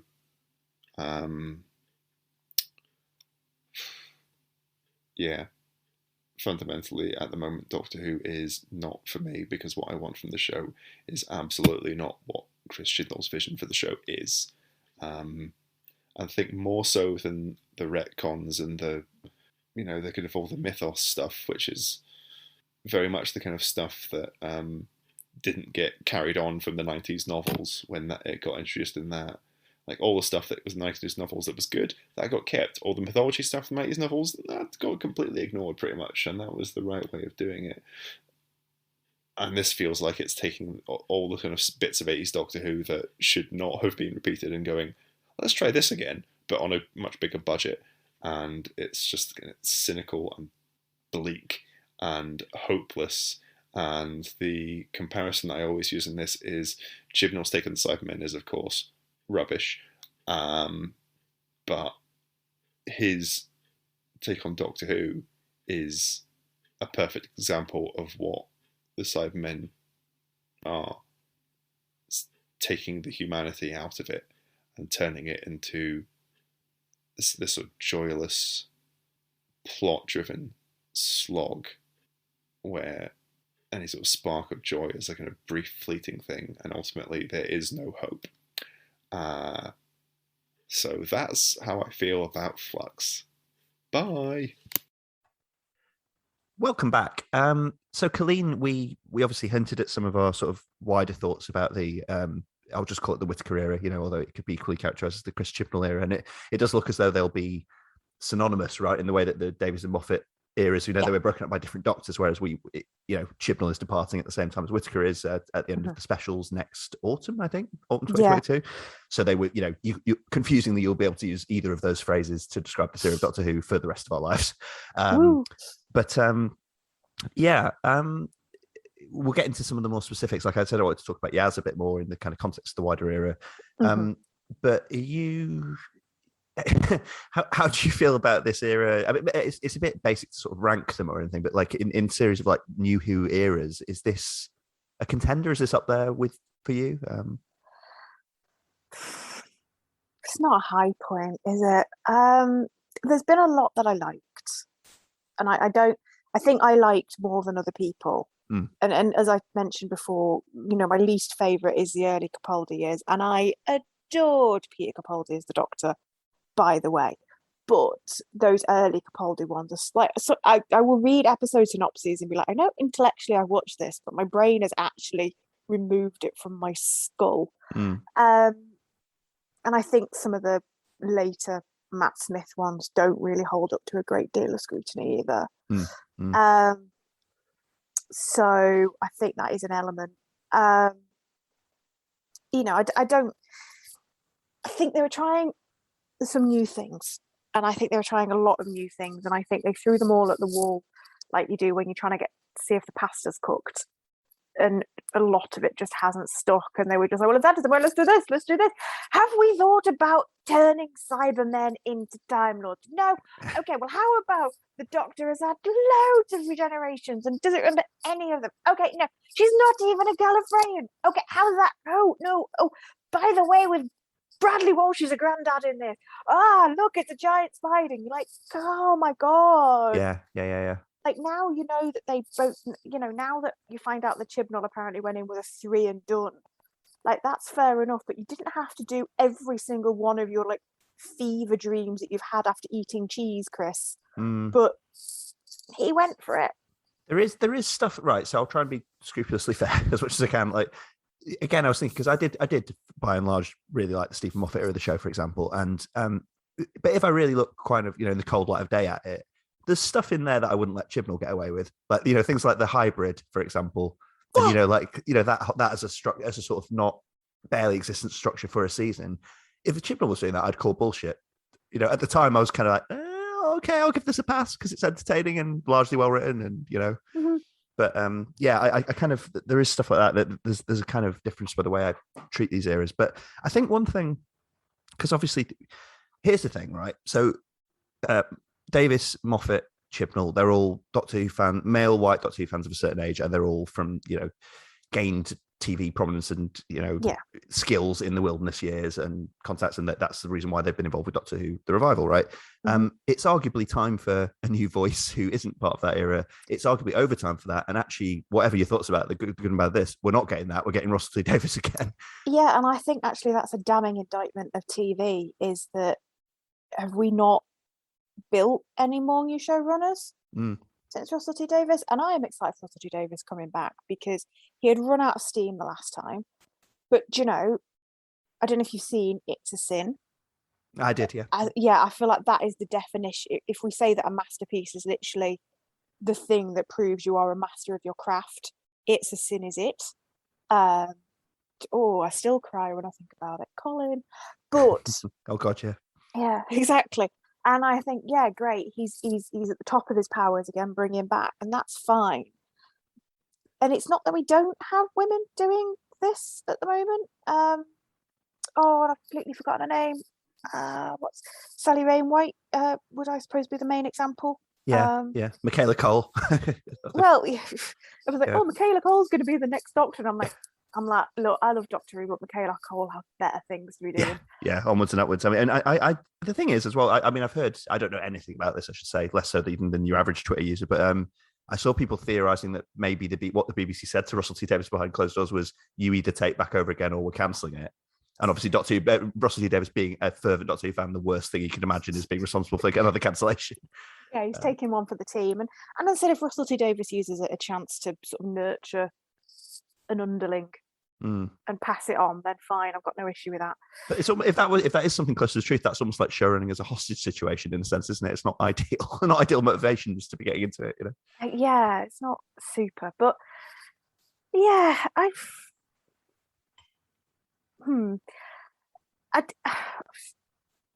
said I blame a lot of the show's programs on Chris Chibnall, but like you say, I think, you know, it's new music, it's a new direction, it's not in Wales anymore, it's in Sheffield, it's they've taken away a lot of the goodwill that they built up and what we use as sort of visual and shorthand clues, going, yeah, we know this is good. We had kind of it all taken away at once, and maybe we could have dealt with a couple of them but not all of it. I think, yeah, and I think and that makes us sound like very, you know, us in the fan base in general sound like easily angered children, and we are to an extent. Yes, have you seen Outpost Gallifrey? Jesus Christ! Not for a while. Don't. I don't imagine it's improved. Mum's net look friendly. But I think you're right, because there was such the start of the Witter career in 2018, there was such a sort of new broom feel and look to a lot of it. An actual new broom who wasn't part of what had now become the sort of heritage team of the show would have been doubly appropriate. Yeah, it would have actually given some meat to the bones, really, I think, in terms of like a new approach. And this is almost like cliche to complain about this era, isn't it? But I do think there's something about the part of the reason this era hasn't worked to all the degrees it might have done is the diffuse large TARDIS team for most of it, and for Flux as well. Now that it's over, we can say that didn't really change, which is bizarre to try and make such a big thing of it changing at the end of the previous special and then not really have a tighter focus, you know. It throws stuff at it going, will this do? Or I can't work out a way to end it, so I'll just whatever. One of my big gripes about Flux is one of my favourite bits, and literally the second I first saw him on screen, I was like, yes, hello, Mad Mole of Liverpool. Yeah. You can't tell from the accent, but that is where I'm from. And I was like, yes, Mad Mole Tunnels, love it. Folk hero growing up, that bloke was when I was a kid. And that was great. And I love the fact that he just wandered in every episode and was just like, you call this time? Death, endless death. Anyway, bye. And then would wander off. And I quite enjoyed that. I did see a tweet that theorised that a better publicity for Flux would have been just put him in every other TV programme. Have him just wander in the back of the news or like EastEnders. That would have been great. But that didn't happen. And then literally they ended it by the Doctor going, well, you built some tunnels that we're not really going to use. Good luck, bye. Yeah. And he was all like, oh, okay, bye. Yeah, that did feel very abrupt, even for the show. And I was like, you've done this, but you've not let it go anywhere. Yeah. You know, yeah. I suppose that's where we get the condensed nature of Flux again, don't we? Because like in a normal, quote unquote, normal length series, that would have been a historical featuring him that would have been more at length and would have, you know, he would have had his own little mini arc within it. And, you know, you know how it works. I'm aware we're going back into Flux specifically a little bit here, but I think some of the things I have to say about it can tie back into the wider sort of Whittaker era. So one thing I thought was interesting in Flux, and I think we talked about this a little bit on our previous episode, is you know how a criticism has been that Whittaker has largely been written as or performed or a mixture of the two as kind of quite sexless as the Doctor. And I know, I know it's a children's program. I know, but the previous male Doctors were often flirtatious, weren't they? I mean, that was something that characterised particularly the Tennant era, shall we say, but certainly the Smith era, a bit the Eccleston era. Capaldi probably being the least flirty Doctor overall, you know, which was partly an age-appropriate thing, you know, that kind of thing. Yeah. But I do think there's some truth to that, and the reason I mention that in terms of Flux is I thought, Jodie Whittaker arguably had quite a bit of kind of potentially flirtatious kind of, and as you say, antagonistic chemistry with, for instance, the actor who played the Grand Serpent, and also in a weird way with the actors who played Swarm and Azur. That was quite a lot of that was played in that kind of traditional villain kind of slightly queer-coded, seductive and threatening way, wasn't it? And I actually enjoyed seeing her in that, not for any perverse reason or anything, but I think, I actually enjoyed seeing her do more of that. And I thought that was interesting because, and this brings me back to the Yaz thing, right? Because I do think that they have been a big part of the New Who has been the flirtatious energy and romantic fascination, in a sense, with the TARDIS, with team dynamic. And this era, I think, has steered away from what they probably saw as the rocks of that. And I'm not sure about that. I'm not sure whether that's paid off and whether avoiding that energy has been an overall good. But then I don't have a parallel universe version of the Whittaker to compare it to. Yeah, I mean, I suppose the only, God, what I'd have given for a River episode. What I'd have given. But the closest comparison I got is, I suppose, we did get Jack back a bit. John Barrowman, mega orcs. Yeah. And actually barely with Whittaker in that episode as well, Yeah, exactly. And that was interesting because that would have been the closest comparison. But you got the Doctor doing that leave it thing, but you never got sort of the Doctor, you never got him flirting with the Doctor, really. And I think maybe some of that was just so we're like, do you know what? We're not even going to touch this minefield, which is fair. I can see why they've gone down that path, because sometimes you're just like, do you know what? Sometimes the path of least resistance is okay. But I think even that some of that has knock-ons for even the lighter side of exploring that, doesn't it? Because like in Flux, when they triplicated the Doctor and two of the versions met, and they tried to do a kind of vanilla level kind of flirtation between the two, but because that Doctor is such a non-flirtatious, non-sexual character, it kind of seemed more like two kind of 8-year-olds meeting each other or something. It didn't seem like, it didn't seem to have that charge, even though the dialogue on one hand could have been read as that, saying she was cute and stuff like that, Yeah. No, and very, very, there was, nothing there. Yeah. Very Barbie doll, It's weird to accuse an actor of not being able to flirt with themselves, isn't it? Like, that's a vital kind of skill to be on the CV, Not sure how good I'd be at that. But I'd give it a go. I think that, so to talk about Yaz, right? So Yaz has obviously been the constant female companion of this era. I think there is, I think we're right to invoke Bill from Series 10 as being a thing. Why? Because I think I talked to you about how a different way to end the Capaldi era would have been to introduce Jodie Whittaker but keep Bill on. Yeah. Wouldn't have been unreasonable. Bill only had one series. Obviously you'd have done the series differently if you were doing that, but that would have been it. And a thing about that, I mean, you could say this would have been more of a Bill thing than a Doctor thing, but it often is the Doctor would have gone from being someone that Bill had no into fancying to someone that she might have done. Yeah. That would have been interesting. Again, tons of minefields there that you might have trodden into and probably would have done. Yeah. But that is a version of the show we didn't get. Because Yaz is there and because the New Who has become kind of progressively more openly queer, at least on the fringes of it, stuff even that had to be kind of coded and stepped around in the Davis era now doesn't as much, there are openly gay kisses in Series 10, for example, that's all lovely, but and it is progress. I just think they just left it alone. I think they just kind of thought it was easier not to, and again, I don't actually think that's necessarily a bad thing, because we've had donkey's years of, male straight-coded Doctor and female straight-coded companions without a lick of romantic interest between them. So there's no reason that you couldn't have had Bill and zero romantic interest between them. But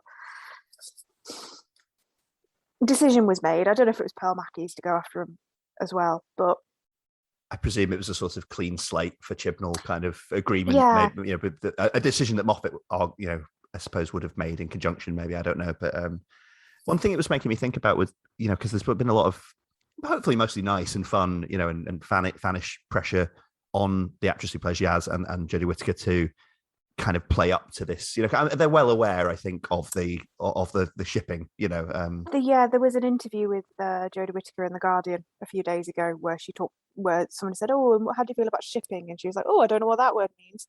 But then 2 questions later, she's talking about Mandip Gill sending her fan fiction, and I'm like, "Yeah, you know what shipping means." Yeah. She comes across as almost like a young fogey in that way, Jodie Whittaker, doesn't she? Yeah, Like, she's not been on social media in years. Yeah, you're like, "This is the shipping forecast, Jodie. Be afraid." So. I mean that's lovely, but I think when you see the desire to see these 2 characters, or at least one character have desire for the other one, is really nice. But it's like I was actually thinking myself like about the pitfalls of that, and I was thinking, well, the obvious one is Martha Jones, right? Mm-hmm. Because if they portray the Doctor, you can get away with the Doctor having this not particularly defined alien sexuality that basically amounts to a whole bunch of flirting with almost everyone. Yeah. Yaz is a human character. So it's not that she has to fancy the Doctor, but you probably want to establish whether she does or not, I guess. I mean, I know it sounds really dictatorial, but like kind of the fact that they seem to be being so coy about it. It's like in this day and age, it's kind of I just caught myself saying in this day and age on a podcast. But you know what I mean? It again, it's just after the Davis era and after the Moffat era, it just feels like we're so recloseted, I suppose. Yeah. And again, these characters don't have to be gay. They really don't. They really, really don't. But it's just the fact that the entire production team is clearly enjoying the attention and the coding and the flirting with the ideas. And I'm just like, I think we're kind of a bit past that now. Feels like we're quite a lot past that, to be honest. It was one of the things that made it feel that really old fashioned watching it today. I was just like, really? Yeah. I'm interested to see what they do in the specials, to be honest. Before and I mean that quite seriously, before I can make a call on it. I want to see what they do with the specials, because I feel like that has to go somewhere, and if it doesn't, again, I'll have a different view on it. We'll mention. I know, I completely agree. I mean, it's actually funny mentioning Martha Jones. It made me think of another thing in Flux, because it was, again, I don't really know why this had to happen as part of the plot, but they make a point that Yaz has been away from the Doctor for about 3 years. Mm-hmm. Doing all that Great Wall of China stuff and everything like that. I was like, that's like longer than Martha was apparently walking the earth and spreading the gospel, and that kind of. They were just cheerfully palling around for a very, very long time with Eustachius Jericho, who I thought was fantastic. Yeah, he was good fun, wasn't he? Yeah. It was all very. I don't know. Well, I guess. All right. So put it another way, like, what story are they trying to tell here? Because they don't have to be telling the one we want, or queer fans would like, or whatever. But they do sort of have to be telling one. And is it that the Doctor's being abusive to Yaz, like by shutting her out, or that she's just not very good at this sort of thing, or like that's the Doctor. That's what the Doctor's always been. Like this isn't new. This has quite often been the Doctor's, relationship with a companion, and I think the show is aware of it. They even talked, when she was talking to Carvanista about the time that they'd spent together, and it was very much, I broke your heart. And that is just what happens. And whether it breaks your heart platonically or romantically, that is just what the Doctor does. That was another one of the best scenes in Flux as well, I thought. Yes. Again, that was another fantastic scene. But that is just what Doctor Who has always done. And that's just a continuation of a theme it's had since, to be honest, about the 70s.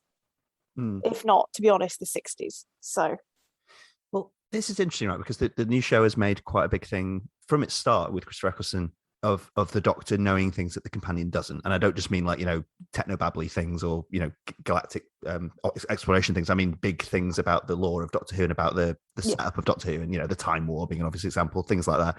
And they've, passed that out artfully or not artfully, depending on how your mileage has gone, But the Chibnall era has made a deliberate attempt to make that lore troublesome and porous and new with the whole timeless child thing, which they were going for in season 12, and this Flux to an extent tries to pick up. I think actually whether it tries to pick up or whether it tries to kick the can down the road is a bit of a question that we didn't really get into, because I was thinking, the fob watch resolution, such as it is that because I thought they were going to go full on Simpsons / Star Trek Discovery and go, no one must ever speak of this again on pain of torture, which they didn't quite, but they basically did, with her memory holding it in the TARDIS, essentially.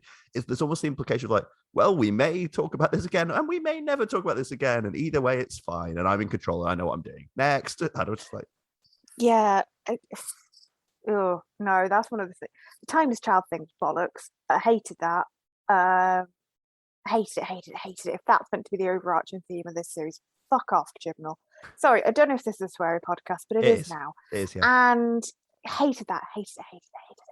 And it's a shame because the sort of Joe Martin Doctor, oh, no, that's a wasted opportunity. Yeah, that makes me a bit cross as well, the Joe Martin thing. What we could have had. We'll talk about teasing your audience as well. It's like Bullseye wheeling out a speedboat and going like, "Here's what you could have won." Well, this is the thing, right? So this is what I think. This is actually, I feel more strongly about this than I do about the Yaz thing, actually, because I think the Joe Martin Doctor is actually faintly, and I mean this with all due respect to Joe Martin, and indeed the idea of casting a Doctor of color. I find the Joe Martin thing a bit embarrassing. Actually, I find the whole teasing a bit in Fugitive of the Jadoon and the whole kind of way it's been sort of like, I know the pandemic's got in the way and everything, but the whole way it's been kind of held out as just enough to give the fandom to kind of get them excited about the idea of a Black Doctor, and it seems like they're not really going anywhere with that, I think. And it's I just find that a bit gauche, really, and kind of, you're like, oh, this could have been amazing and she's fantastic and every scene she's in is brilliant, but we're not actually gonna do anything with it except make it stupid. Anyway, that's another thing that you're not with being intrusive to the producers or anything, but I really would love to know what the plan was for that and if it changed, because it feels like something where they got interrupted, not by COVID, but like by something pre-COVID or something in the making of that, like, and had to take a sort of left turn or something, And I think this is a problem with Chibnall as a showrunner, is I don't actually think he's thinking about running a show to an extent. I think Doctor Who, you have to think more like a soap opera, because you've got a responsibility to hand it over. And he's not thought like that. There's been no, oh shit, this is going to be somebody else's problem down the line. He just goes, anyway, there's that storyline sort of done. Anyway, let's move on. And by throwing so much at the wall, it blocks off potentially other avenues. And I think it's also running into I think we might have mentioned this in the previous episode, but it's running into problems that are innate to a show that's been on TV for 16 years now in its current form, where you just inevitably, however innovative you are, you run into things that have kind of been done a little bit before. Like we were talking about the Sontarans playing up the universe and stuff, the Gallifrey being destroyed again. And, I was talking to you about good and bad ways in which you could use Yaz, for example, but I ended up falling back on examples of things they've actually done before, whether good or bad. And it's just more and more, it's that sort of thing of where you're slightly refixing things and remixing things, and you're not necessarily laying down much new track. And I think the whole Timeless Child thing is an attempt to shake things up, which I kind of innately admire. But it was getting to the point. I said, I was finding it hard to find free evenings to properly concentrate on watching Flux and things like that. But some of the episodes I watched, I was watching it and I was feeling like, if you're into sort of sci-fi fantasy when you're a kid and you have a lot of time to put to watching it, and your parents might be busily going back in the background doing the ironing or getting the shopping done or stuff like that, and they're kind of like, what are you watching? What on earth is going on? Because they don't have the time to devote to it. They don't have the time or attention or desire to devote to it, and you do. I was starting to feel painfully adult watching some of this, because I was watching some of the crazier episodes of Flux where there's so much going on and so much lore getting teased and so much vagaries being talked. I was like, what is going on anymore? I know that makes me sound really checked out, and maybe in some respects I am. But can you share any of that feeling? Like, was that? See, I'm fine with it, but again, that's just because I've long come to terms with just watching Doctor Who, and sometimes it'll work and sometimes it won't. And I'm told that kids, they just absorb all of this and go, yeah, this is absolutely how this works. And I think, and that's okay. Like, I think crucially, there are bits where you definitely check out. And again, I think I've done that in the past before now and sort of loop back in again. And the thing is, me with Doctor Who, it's all canon. Even the bits I don't like or don't understand. Even the bit with the looms, sure, why not? Yeah, is the Doctor is half human and the Timeless Child and a few other things. Okay, cool. I'm just like, yeah, that's fine. You do you, Doctor Who. You do you. Based on where Flux left it, and without talking without sort of thinking one more step ahead to the new Russell T Davies era, or whatever the hell we're going to call it. We have 3 specials of the Whittaker era left. What again, let's try to be positive. What's the best you're expecting out of that? What would you like to get out of that, you know? God. Ooh. The Doctor doesn't just respond to things. Ideally, we fix the universe. That would be quite nice. Yeah, fixing I still can't believe they left that where it was. Yeah, That's like, so weird. Ideally, we fix the universe. I just feel like all we're going to get there is shit about division, and I'm going to be sad about that. To be honest, it'll just be stuff about division, and yeah. It's so weird. We barely talked about the Doctor's mother figure in this, didn't we? I know it's not meant to be the Doctor's literal mother, but you know, setting up that bigger concept. This is my point. They're like, oh yeah, and it's a whole episode. Anyway, we killed you. Bye. You're like, what was that? Why even introduce it? Because what was weird about it was like it's such a big, massive continuity altering idea for the Doctor. This is where I just don't. I don't know if I'm meant to like the Timeless Child storyline, but I don't know if they do, because it's like they seem to be setting all this stuff up and going. It's almost like the bit in the Father Ted Christmas special when Ted and Dougal find the baby on the doorstep, and then it instantly gets taken away again, and they have that metatextual conversation about that. You know, it would have been really funny, wouldn't it? It's like, well, it wouldn't actually have been that funny. It's like that. It's why introduce it? Why introduce it? I would love to see some stuff wrapped up properly. Well, it's a product of not letting Yaz into the circle of trust or whatever, is it? Because the Doctor then has no one to react to about this stuff. So, like, if Yaz had been present at that speech and had known about what was going on with the Doctor, at least to the extent the Doctor does, and had seen the Doctor lose her quote unquote mother, there presumably would have been a conversation in the finale. It might have taken a while for things to calm down, but like, there would have been a conversation in the finale about what the hell that means to her and what that's a huge thing, right? For anyone, for their adoptive mother, villain type figure, revealing all that and then being disintegrated. Like, we didn't get anything. We didn't get anything at all. It wasn't unconvincing what we got, or passionate, or it was just we just didn't get anything. Yeah. So it was basically pointless.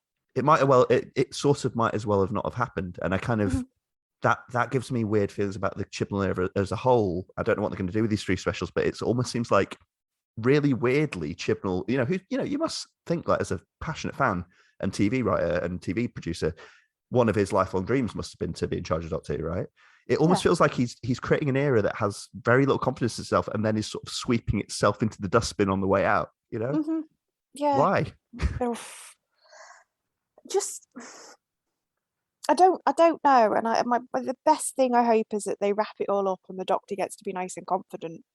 But unfortunately, it being a regeneration episode, it would probably just be an entire episode of moping about, as is the traditional way of New Who. So, did you see the teaser for the New Year special? Yeah, I think that should be interesting. I mean, I don't know what's going to happen. The idea of being stuck in a sort of time loop with Daleks is kind of vaguely interesting. But I was very aware that they're going back to the Daleks are the New Year special for, is it literally the third time? Third time in a row, yeah. And I think what it'll be is that time loop is something to do with whatever the grand representation of time or whatever it was at the end of Flux will come into it. Which again is just like, well, what was the point of Flux if that was all you were setting up? It was just weird, like the God of Time thing. I mean, especially when you're dealing with a show that, for 40 plus years or something, has had the Time Lords as a central concept. It's like there's this thing above them that's in charge with time of, that's doesn't seem like a thing to just casually mention. But the thing about, that we were talking before about, as far as we know, all the Daleks in the universe have just been wiped out. And then you go, next time, the Daleks. And I'm like, are you even listening to your own scripts? Like, I don't know. It was just kind of, and I know there's loads of stuff they could do with that. And, I suspect we've not dealt with all the Flux. If they literally just ignore that the Flux happened, I don't want to make those like bold "I'm done" pronunciations, because that all sounds really childish. But I don't know this time, I won't be "I'm done," but I'll just be like, "Oh, and leave it at that." Yeah. It's just these kind of unforced errors in a sense, isn't it? Or what you can only see as fans as unforced errors. Yeah, I think if you're going to look at the Chibnall era, I just think it's a lot of missed opportunities. I think is generally my feeling. I think there was a lot of good stuff in it, and I think a lot of the good stuff gets overwhelmed by the missed. Like, they brought back Unit, they brought back Kate Stewart, and then she sat in a tunnel Yeah. for a whole episode. Well, and they brought it back kind of, was it like episode 5? Yeah. And I'm just like, that are you bringing it back or not? Like, it's kind of like, you commit, essentially. This is where, having like too many villains and stuff gets in the way as well. It's like, so again, we talk about missed opportunities. That was a missed opportunity. Yeah, no, it was. And actually, it's interesting because within that you get certain resonances that are, you do get them a little bit, but you get like Kate Stewart talking to the Doctor at the end and saying like, I like this version, which I think is meant to read as at least partly endorsing the gender, for example. But you don't really get into any of that, Yeah, because we don't get the chance to get into anything. Yeah, because the idea that I thought it chimed quite nicely if you'd given it more time to breathe, because Kate Stewart is, at least in this in Doctor Who chronology, is a female regeneration of a male figure, aka the Brigadier. Exactly. And so it's a nice parallel to draw, but yeah, it could have been really nice, but they were just like, well, there's that box ticked on to the next one. It was almost just like, oh shit, we haven't had to meet the new Brigadier yet. Let's do that. Let's get that out of the way, just for fanning him. Yeah. So, or like, they were like, oh yeah, we're going to do an episode about Unit's history, and we're going to, put Nicholas Courtney's voice in the background. And I was like, yeah, it's the Brig. And then immediately go, oh, of course, that was Corporal Lethbridge Stewart. You cannot go from a corporal to a brigadier in that amount of time. Like, you literally cannot. Especially at that period in history, you were NCO or an officer. There was never the twain shall meet. And it's that kind of like, come on, guys, that would have been 2 seconds to fix, and all you've done is just sour what should be a really nice moment. Colleen, the tyranny of editing is such that I'm going to edit this episode so it sounds like that's your biggest problem with Flux. That's my biggest episode. The rest of it's delightful, but did you know that in the British Army... Gets out textbook. Well, let me ask you one last question then, because this is something, as I say, this episode will be coming out in December 2021. As of yet, we don't have anything substantiated about who the next Doctor is going to be. This presumably being the Doctor who takes over at the beginning of the Russell T Davies. RTD2, people are calling it, I think. We don't know that, but I imagine the announcement will come not too long into the new year, so we'll probably, people listen to this, say 2 months from now, we'll know this. I don't think I've talked to you, like, do you have either a specific actor that you'd like to see take over, or a sort of actor, or someone with a certain pedigree, or what thoughts?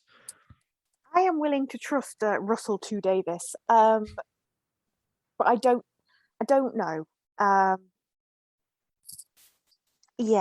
genuinely don't know who it would be. Yes. What are your thoughts on the importance of holding on to the Doctor as a female actor? I just want it to be the right actor. I think bluntly, right, if it's Ollie Alexander, I'll go off my tits angry, because I didn't think he was very good in It's a Sin. Oh, heresy of the week. Well, I thought he was very one note, actually. He felt the most to me like he was acting. Right. Great singer. Yeah. Fabulous fashion sense, all those good things. Like, genuinely, every time I see him like on telly or doing any kind of art, like, seems like a really sound bloke. He is very young as well. I mean, like, if they cast him, that would be he'd be about younger 12. than what, Matt Smith, Peter Davidson, like the kind of previous candidates, I guess. I think possibly actually. No, I think actually he's older than Matt Smith, because Matt Smith was only about 24 when he got cast. Was he? Right. Okay. Which makes me feel a billion years old. I know, it's terrifying, isn't it? How much older than us Matt Smith used to seem. I know. But other than not Ollie Alexander, and I'm sure if they did cast Ollie, he'd be amazing, and I'd eat these words publicly. But I just, I think other than that, I'm kind of flexible. Like, I think there was like, oh, it's going to be Richard Ayoade, oh, it's going to be Susan Calman. Like, it's not going to be any of those people, guys. Definitely not going to be Michaela Cole. Again, I'll eat my hat. I don't think it's going to be Riz Ahmed, but actually I think that would be a very good piece of casting. But they're not going to get Riz Ahmed. I mean, come on, it's Doctor Who. Yeah, be realistic. I suppose the reason I was trying to ask you about the gender thing was, as a female fan, I wondered if you would, I mean, this isn't a cheerful thought really, but if they cast a male actor next, you can imagine the talk in some online circles, can't you? Of go, oh, at last they've regained their senses, ship set back straight, that kind of thing. And that would be a very difficult day to be a female fan, I imagine, would be being online that day. Yeah, it would. If being a female fan, you can still get used to it. If it's a woman, I think it should be a person of color. Myself, I think we're long overdue. I mean, to be fair though, I still think, and this is proper heresy, I still think between Eccleston and Tennant, I still think not casting Chiwetel Ejiofor was the greatest mistake Doctor Who ever made, because he would have just been, he's so good. I'm probably mispronouncing the name slightly, but if you've never seen him, you'll have seen stuff he's in. Dulwich lad, I believe, from Dulwich. There you go. And he's too famous for Doctor Who now. He was actually my pick for, before I stopped caring at all, because it took so long. I think post Spectre, he was my pick for the next James Bond. I thought he wasn't being slapped on. He was a well-known actor by then, obviously, or not Oscar-winning actor. But he would have been great for that as well. Well, I think he was great because people. This is a whole other conversation, but people spent so long talking about Idris Elba as the successor to Doctor Who that, to be honest, I think it's like pissing him off quite a bit. Not Doctor Who, James Bond. Sorry. Yeah, actually, do you know what? Sod it, Idris Elba for Doctor Who. Now that's casting. That's more realistic, to be honest. But my thing with him as a follow-up to Daniel Craig in the Bond role was just that they're kind of almost like a little bit too similar. Like they're both like big hench dudes who have the sort of similar, almost like the angry pout kind of acting and stuff like that. Whereas Chiwetel Ejiofor is like, he'd almost be the sophisticate again, like the kind of, maybe like have the violence hidden under a slightly more silk glove, that kind of thing. Yeah, exactly. Yeah. Or, and I know Patterson Josephs was floated a lot, and he again, I actually think would still be a fantastic Doctor. Yeah. He might be the best master we never got, actually. Very very good point. So I said, I think it should be a person of colour. I'm fairly chill on the gender. So I don't know. Okay. I would like it to be another woman, but I just want it to be the right actor. Yeah. Well, we shall see. We'll spin the wheel of inevitable aging and see what we come up with. Yeah, I mean, I'll be all very excited for it, and I do like it when they announce a new Doctor, and that's all very exciting. And yeah, it's nice to have that anticipation. I know it's a bit weird thing to say, so that'll be fun. But we'll see. We will see. I mean, I just hope it gets a bit of a shot in the arm. And I think weirdly, I'll say this for Flux, I think it might have done it. Yeah, we'll see what the reaction's like, and obviously we'll be one of the early reactors here, and see how people digest it over the next few months. And it might be nice. Ratings have been good. Seem to have been, yeah. There's always controversy over that, isn't there? Especially in the way we differently measure ratings now. 10 years from now. Yeah. No, I think that's a really good state of the nation for us in 2021, Colleen. Thanks very much. And actually, it might be nice to have you on the show sometime late next year, when not only have we got the entire shape of the Whittaker era, but we also know about the next Doctor and that kind of stuff. So yeah, and I can just come on and tell more random stories about old episodes of Doctor Who where you're like, what the hell is she talking about? And I'm like, well, and another thing about Trial of the Time Lord. Yes, yeah. No, I'd very much appreciate that. Yeah, a couple of Logopolis factoids and things like that. Yeah, that'd be great. Okay, well, would you like to tell everyone where they can find you and your works? Yeah, I mean, I'm in my bedroom right now, so I'm not literally going to tell people where they can find me. Don't find her there. Yeah, that's called stalking, and that is illegal. No, so if you would like to follow me, I can be found on Twitter and also Instagram, but I'm very boring on Instagram. You can find me mostly on Twitter at the Colleen CG. I also have my own podcast, which we've never had David on because he's a boy. But my podcast, I say my podcast, I'm like the third wheel, is Strong Female Leads. We are a standard issue podcast studying nerd culture from a feminist perspective. We're currently on just a little mid-season break because we're tired and it's Christmas. But we've got 5 series of back episodes now, and you can find us on Twitter at STR Female Leads.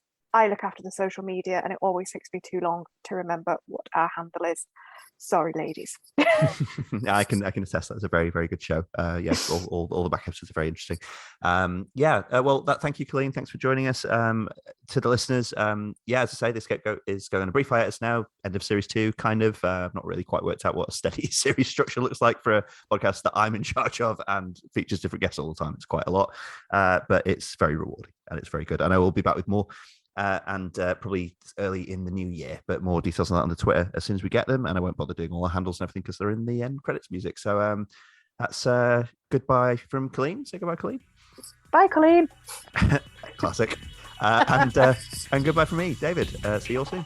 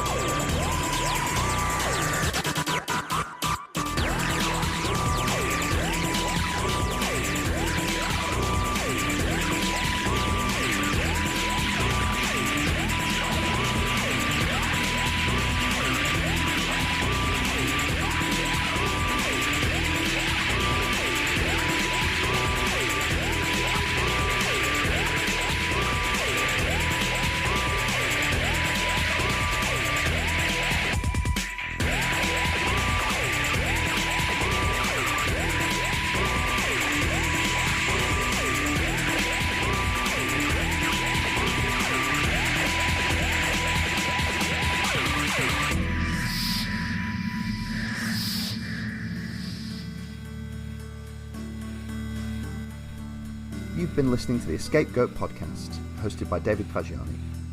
If you want to contact the podcast with any feedback or thoughts, you can leave comments on our Libsyn page or under our YouTube videos, or email us at escapegoatpod@gmail.com. You can also reach the show on Twitter on @egoat_pod and follow us for new episode notifications. This podcast is available on YouTube, Apple Podcasts and Spotify, as well as our Libsyn site, escapegoatpodcast.libsyn.com. Original intro, outro, and any other incidental music for this podcast is composed, produced, and made available by permission of Richard Gilbert.